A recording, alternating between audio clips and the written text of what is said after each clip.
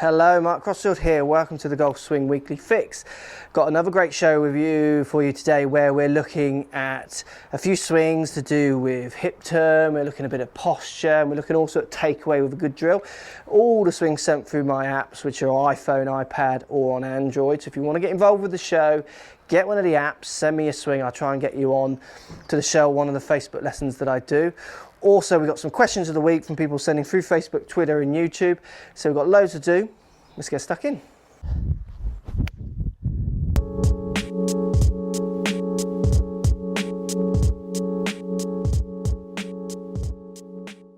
So first things, we've got to look at your posture here. If we get you to the start of your swing, what we're seeing is you've quite a straight spine angle. We need to get you thinking about trying to lean a little bit more behind the ball. You're a bit facing the ball, which is a common mistake with a driver.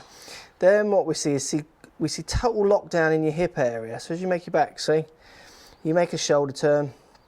You could turn your shoulders a little bit more, but not too bad. Hefty shoulder turn, but your hips are turning slightly laterally and not turning very much. And then what we see on the downswing is all upper body drive. I mean, look at the downswing, all coming from here, head going forwards.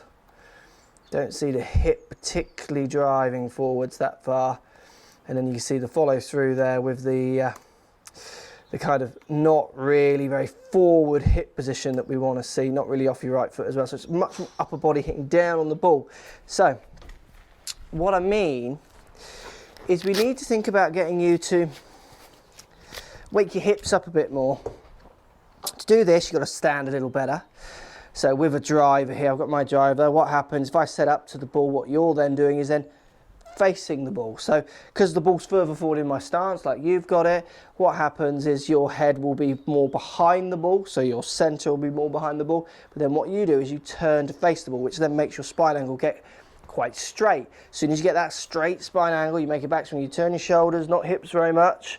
Hips and just kick a little bit to the right, but don't turn them from there. You're very locked up, very stuck, and then your downswing is really just shoulders coming down first, hips not really moving, getting very low probably shots, not very far, much distance, and then we see the lack of energy on the follow through. So look, setup. Get feeling like you're starting your setup, tilting behind the ball slightly, so hips just forward, head slightly back.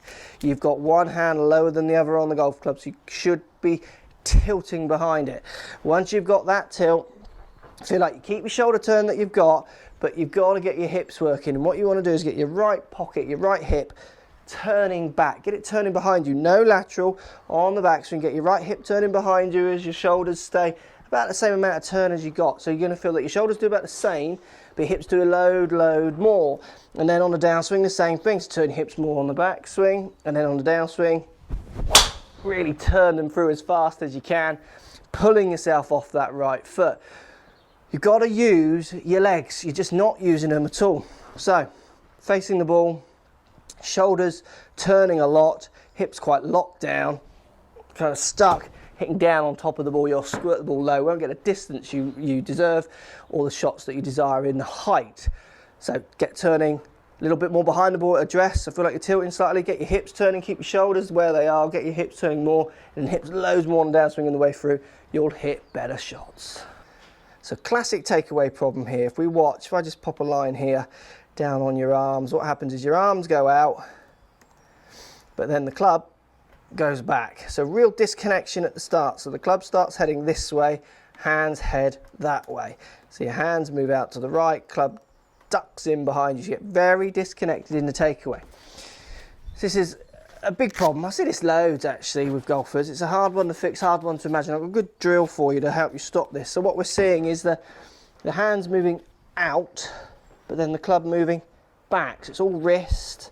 It's a real disconnection as you start to swing, not moving everything back more together and connected, really disconnecting the face from your hands, hands disconnecting from your body. That's got to marry back up at some point for you to hit a decent shot, and that's going to just add a little bit of inefficiency and inconsistency into your shot. So look, what I'm doing, if I grab one of these canes here, look, it's a good drill for you.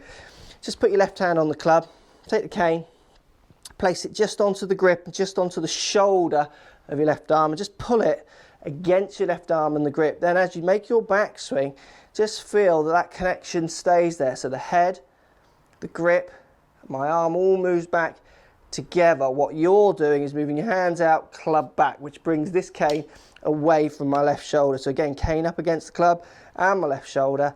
You're moving your hands out, club back, that cane moves, it flips, it comes out, it makes it very uncomfortable to make a backswing.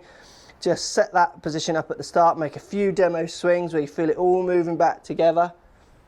So my hands, the club, left arm all moving back, much more connected. Gets rid of this kind of disconnection at the start. It'll connect it all up more as you make your takeaway, which will help you connect through your shots and hit straighter shots because of it. So look, this is a good way of practicing. Get a ball ready, set the drill up, practice a couple, just get the feel of it, just groove it in there, let's drop the cane and try and do the same. It's really a case, I called it a drill, and you need to drill it. I can see you practicing in a room there, not hitting shots. It's a great way to drill things, not on the range. You can do this at home, just get that cane, get that connection in that takeaway, get the feeling of moving the face and your left arm and your hands together, all rotating it back together rather than just separating them from the start. It's going to lead to more inconsistent shots if you get that separation, and you're just going to, I mean, do that with a driver, you're going to really struggle. So let me know how you get on with that. I'll be interested to know. Thanks for watching. Post comments down below.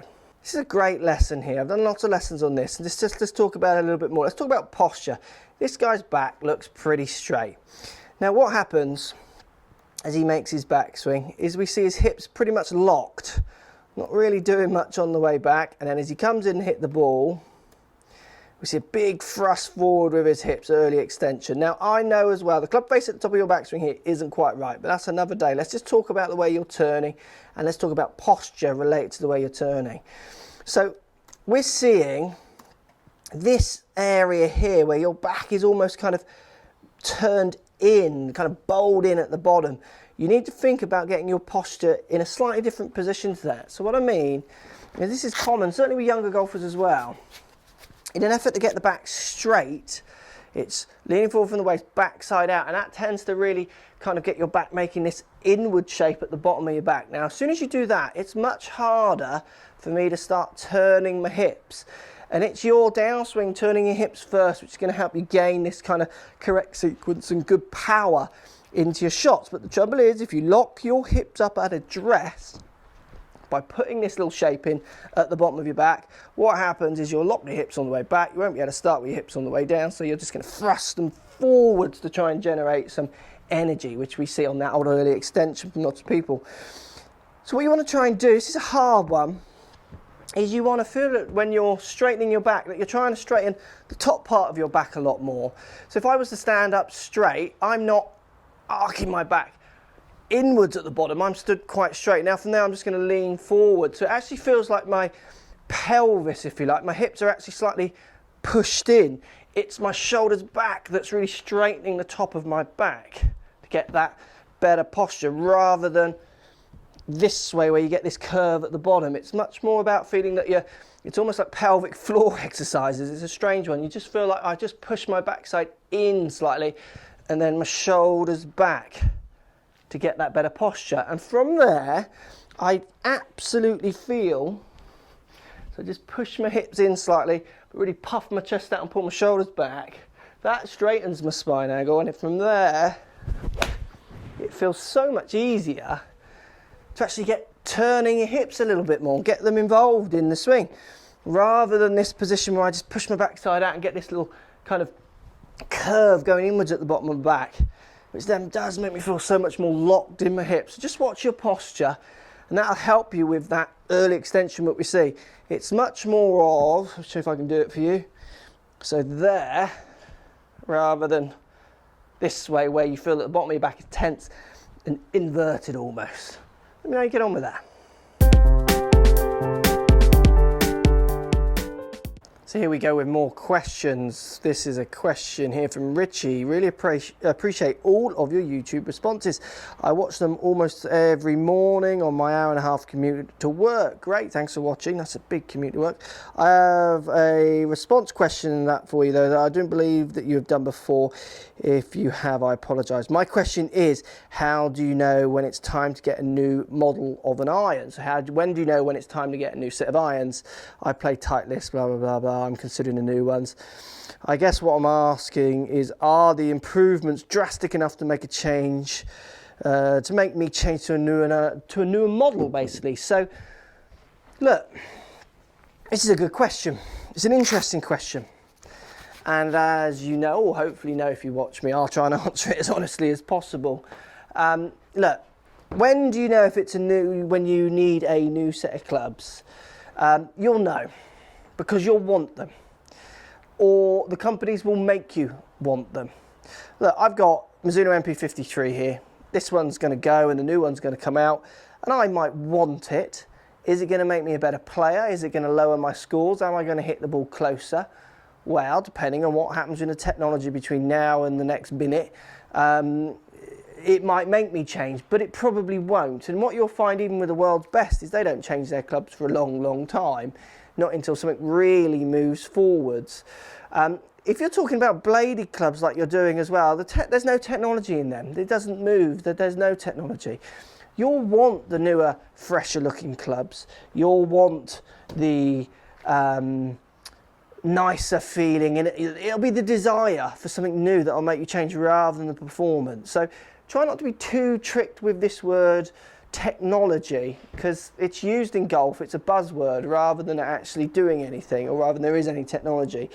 Look, for me, these 53s are going to be fine for the rest of my life. If I stay in this style of club, nothing's going to make me play better on paper, but mentally changing my clubs might make me play better. I might want the new one. I might like the look of the new one. I might like the feel of the new one more. And that will be enough to make me feel like I'm playing better, that I am a better player, like I'm happier with my game. So it's your decision. The clubs you've got to the ones you want new. The new ones are much nicer looking, and therefore fresher blades obviously ding up because they're soft. They get little dinks in them and what have you. But you don't need to change. But it'd be worth going out there and having a go with the new ones. It was an interesting. I used to teach in a school where my old boss used to say, and this is a good point. We do new golfer lessons, so for new golfers, and they would do 6 lessons. And after that, we'd try and get them on a golf day. But they needed clubs to go on a golf day, and we didn't rent clubs. They needed to get clubs, so we would help them choose the right clubs, or they'd buy them from us, or what have you. And out of the people, if you had a group of 6, if 5 of them bought clubs, 1 didn't. The 5 always continued on through all the stages. So it was that desire to want to play that was making them buy the clubs. It's that desire to want, rather than that the technology is so advancing on. They'll make you believe that it's advancing on, but it's not. This club, compared to the 10-year-old version of this club, is not going to feel that different if you blind test me. But in my head, I want a certain club, I want a certain feel, I want a certain appearance with my clubs. So the newer model might make me sway because I want that freshening, that new appearance, something new. Something's got to change. I'm playing, nothing's getting better or particularly quicker, so I'm going to change something to try and make it better. So do you need new clubs? Yes, but also no. It's your decision. You think, I definitely think the newer ones over what you've got would be nicer. Go and try them. Go down to your stores, get your local pro, get fit. See what you think. See if you want to drop that amount of money on something that might make you feel better about your golf. If you feel better, you'll definitely play better. Hope that helps. Let me know what you think. So here we go with another question. Craig from Twitter, I think this one is. As someone with a handicap, should I be using steel or graphite shafts to help improve my game, or doesn't it matter? Thanks. Right, Craig. Steel or graphite shafts? Interesting question, this one, actually, because lots of people think this. Graphites, which I've got in mind, are for amateurs. Steel shafts, so the metal ones that you see, much more on telly, for the pros and the better players. Look, it's not to do with your ability. It's a little bit to do with your swing speed. Graphites can be lighter, give you more distance. It's a lot to do with feel. If you're a new golfer, well, feels nothing to you at the moment. You don't feel anything. It's all new. Everything feels something. You've got nothing to compare it to. So it's not to do with if steel is going to be better for you subject to your handicap. It's to do with getting fit, going to a decent fitting centre and getting on launch monitor and seeing if graphite is worth the extra average £100 per set to get over steel. It's not to do with your handicap, it's to do with what the club offers you. So I've got beginners who swing at 100 miles an hour, who spray the ball around because their club path and club face control's not there. That's not related to steel or graphite shafts. Sometimes the steel might feel more stable for them over graphite swinging fast, where I've got accomplished players swinging 6 irons at around 70 miles an hour. You know, they're playing off 8 handicap, but they feel like the feel of the lighter graphite. So it's not to do with your handicap. It's to do with if you want to spend more money or not, and then it's to do with if that offers more performance or not for your game, subject to how hard you're hitting it, how high you want to hit it, how low you want to hit it, all those kind of things, which is why it's so important you go and get on a proper launch monitor, hit some shots with both, and make a good educated decision with someone, a decent fitter stroke golf pro, who's going to help you make that right decision. So I use graphites, not because of the standard of player I am. As a pro, I have no handicap, so I play off scratch in effect. It's to do with the fact that I had a bit of an injury in my left arm, suffered a bit of tennis elbow, and the softer graphite gives me peace of mind. It feels nicer as I strike the ball. It makes me feel like I'm not hurting my arm so much. If that is factually true or not, I don't know, but it makes me feel better, so I opt for the graphites. So, interesting question, lots of people ask it. Get fit. It's not about your handicap, it's about which one offers you more performance. If you want to spend £100 more for no extra performance, it's all up to you. If you want to spend £100 more on average per set, but you do get 10 yards more or a better higher flight, then go for it. Get playing better golf because of it. Hope that helps. Thanks for watching, guys. Post comments, love to hear what you got to say. So if you like what's going on here, don't be afraid to subscribe to the channel. Also thumbs up the video, post comments, love to hear what you guys got to say.